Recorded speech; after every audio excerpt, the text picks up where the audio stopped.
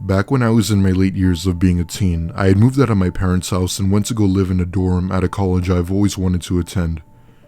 The campus was massive, you might as well consider it as a small city. Anyway, I had already registered for my required courses a few weeks prior to the first day of classes.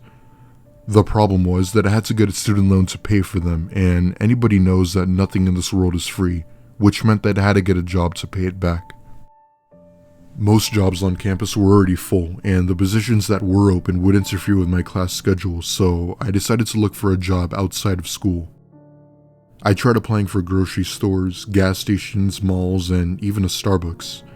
However, none of them seemed to work, but I ended up remembering that I had seen a help wanted sign for a Walmart not far from campus.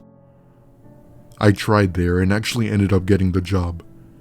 The manager was very polite, and so were my new coworkers, which was a huge bonus for me as the city I was in had a lot of rude people. Anyway, I ended up being a bagger, getting paid minimum wage at around $8 an hour. It wasn't much, but I was working full-time and the money would only add up. One night, my manager called me in asking if I could cover someone's shift as they had called in sick earlier that day. Unfortunately, this happened to be my day off, but I wasn't going to deny extra pay, so I agreed. The only thing I had to do was to find some items laying around the store and put them back in their original spot. Fast forward a few hours later, the store is pretty much dead as it was almost closing time, and I was still looking for misplaced items. I cross one of the aisles and I see a man in a raincoat standing there looking at one of the shelves. From my view, he looked like he was trying to find something.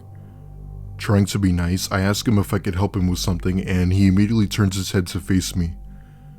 In a nervous, deep tone, he says, "Oh, yeah, I'm trying to find the fishing gear." I tell him that it's in aisle 6 and proceed to point to it. However, he then puts his hand on my shoulder and says, "Can I get your number? You look really pretty." I laugh uncomfortably and tell him that I have a boyfriend, but thanked him for the compliment. The look on his face went from a smile to a frown, and I could tell that he wasn't happy. He gave me a look a child would make when they can't have candy or something. I casually walk away, trying to finish before closing time, and as time passed, I realized that he was nowhere in sight. I breathed a sigh of relief and thanked God that he was gone. It wasn't the fact that he was creepy, but he gave off such a unsettling negative vibe. Closing time finally came, and I was closing up the store when I had the urge to use the bathroom. I put the keys in my pocket and went to the bathroom to do my business. And that's when I felt that something was completely wrong. You know that feeling you get sometimes when someone's watching you? Well, yeah, I had it in spades. At one point, I look at the stall door, and I see an eye peeking through the crack. I then see the man from earlier start to crawl in from under the stall while screaming at the top of my lungs. He eventually gets in and holds both my arms down so that I couldn't fight back. He proceeds to pull out something from his back pocket, and I start panicking while crying. And then I saw my chance. I kicked him in the chest with my shoe, causing him to fall to the ground. Before I could let him get back up, I grabbed my lanyard with my key and hit him, causing him to scream in pain. I took that chance to run out of there and immediately called police, who then came within a few minutes. They go into the restroom and of course arrest the guy. I'll never forget the look the man gave me when he was forced into the back seat of the police car. It was like the first thing he would do once he got out of jail would be to come back for me, but he thankfully never did. A week later, I had quit my job at Walmart and ended up finding a new job as a waitress. If you could take any advice from my story, I highly recommend not to work night shifts, especially if you're a female who can't really fight back. And always make sure that there is someone else with you during night shifts.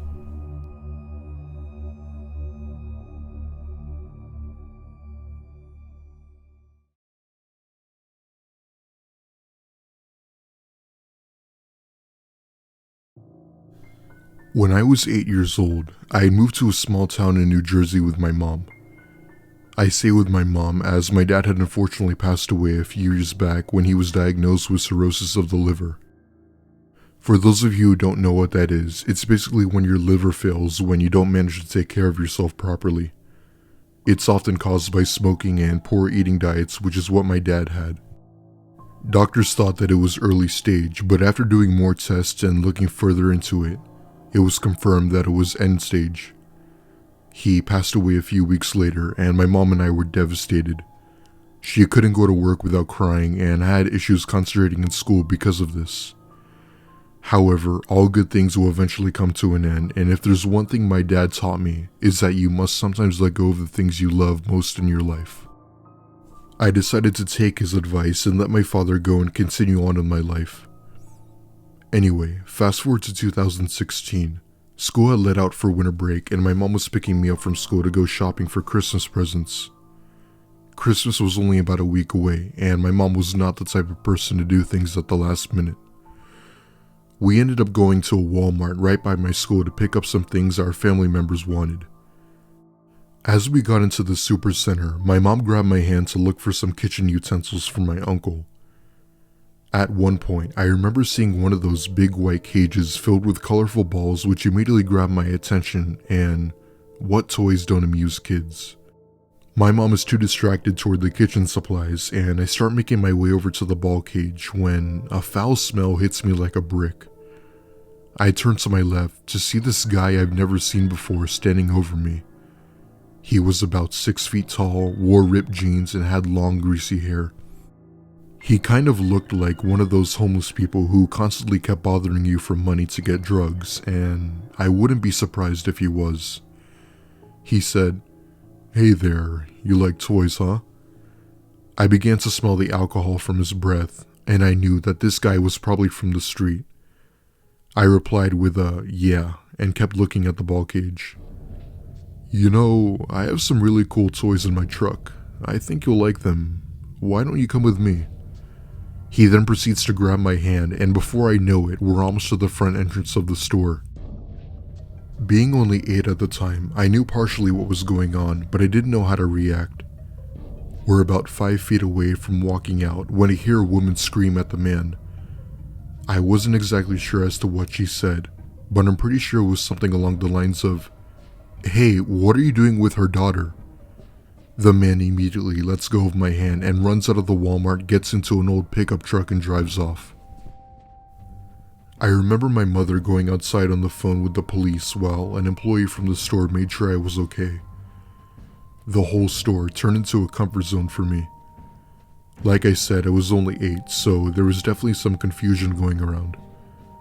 It wasn't until a few years later where the conversation was brought up again, and my mother then told me something I didn't know. When my mom went out to call the police, she saw that the truck floored it down the road, and that's when she noticed something seemed off about it. It only took her a few seconds to realize that the license plate number had been duct taped, and she also mentioned that she saw more than one person in the truck. What she told me sent chills down my spine, and I now stay with my mother at all times. I'm now 16 and I'm more well aware of what could have happened to me had that woman not have spoken up.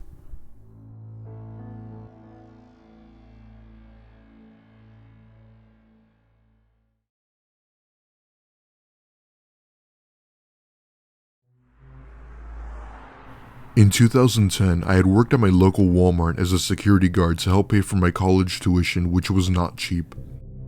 I was attending one of the best colleges in the country, and my tuition was approximately $40,000 a year. My parents would be paying for most of it, but told me that I had to pay off the rest, which is why I started working full-time while going to school. I'd also like to mention that I'm on disability and have a lot of anxiety issues, so the government would provide me with another source of income. As I mentioned before, I was a security guard that mostly did the night shifts, as that was when I didn't have class. The pay was good and the job was relaxing. All you'd have to do is to walk around the store to make sure nobody was stealing anything and to control any situations that may come up. I've witnessed arguments, people yelling at employees, and even a full-on fist fight. However, that stuff rarely happens, and the most you ever see is a customer arguing with an employee. One day, I was ordered to work the night shift by myself as the other security guard quit a couple weeks ago.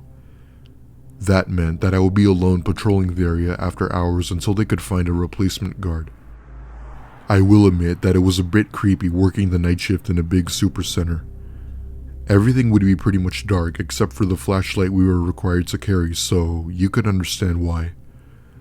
At one point, I'm doing rounds going through aisle to aisle to make sure everything was in place and that nothing seemed out of the ordinary.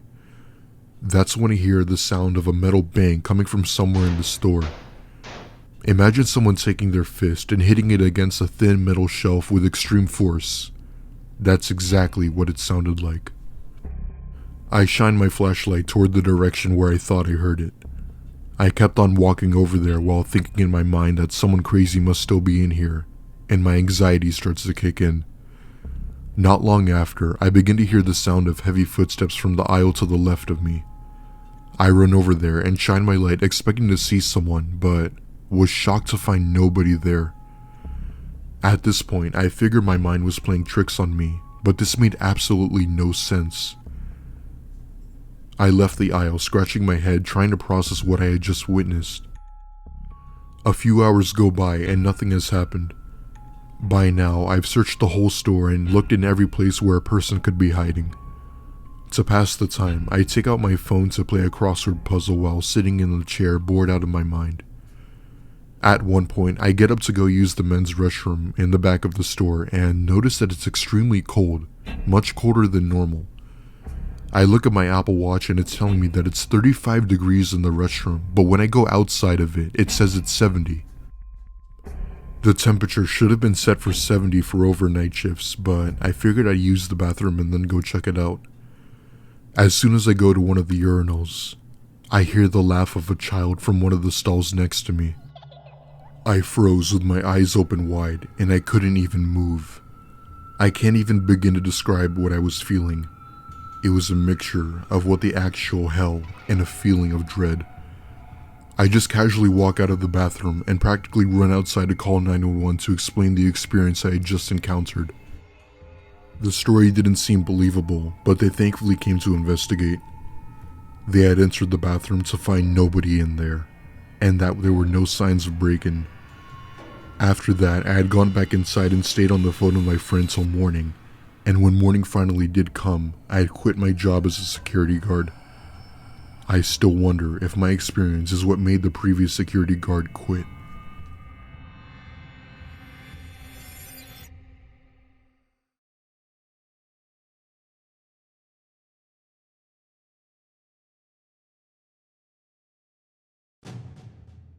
A few years ago, something happened to me while I was shopping at a Walmart. I'll try to explain my story in as much detail as possible. I was shopping at Walmart with my mom to buy party supplies for my brother's 13th birthday party coming up in a few days. We bought all the plates, cups, drinks, and all the party preparations. My mom and I continue shopping, and at one point I have to use the restroom and leave my shopping cart with my mom. As I'm in the restroom, I happen to glance over to the left of me and notice what appeared to be the end of an iPhone charger still plugged into the wall. It wasn't the charger itself.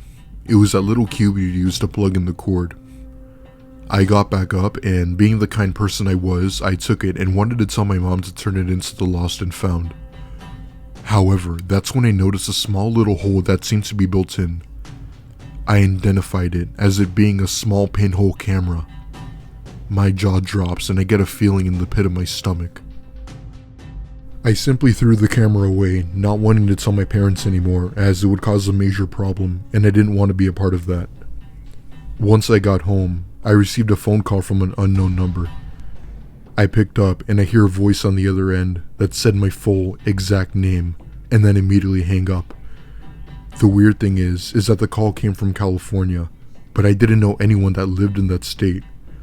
The whole thing left me clueless, even if these two incidents were somehow linked. This just goes to show you that you could be watched anywhere.